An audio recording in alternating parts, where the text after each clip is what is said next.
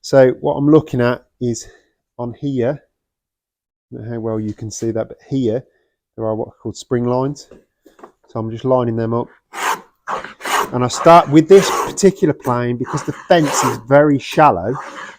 It will jump out, and it's cutting really well, so it jumps out of its fence and has scarred the workpiece terribly.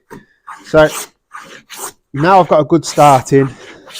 I do tend to work fairly short strokes because that way the planes clear themselves.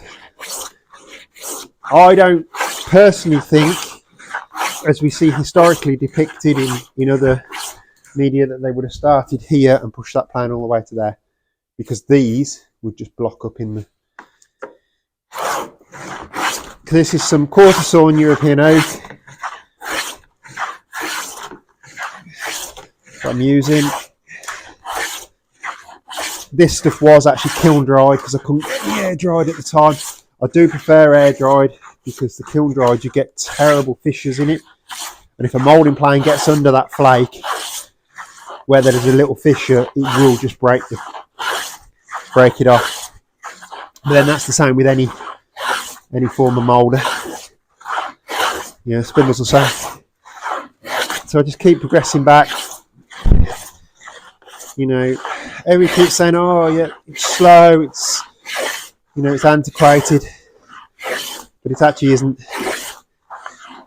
This is the sort of plane that made that original moulding, and he's more than capable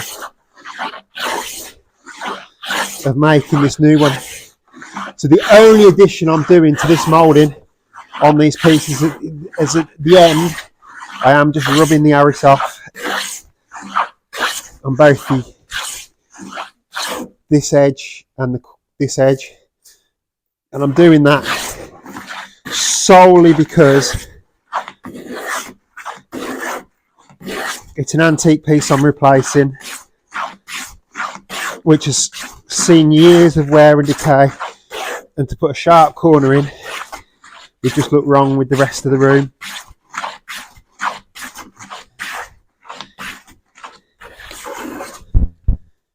And that, guys, is it. As you can see, beautiful big shavings, lovely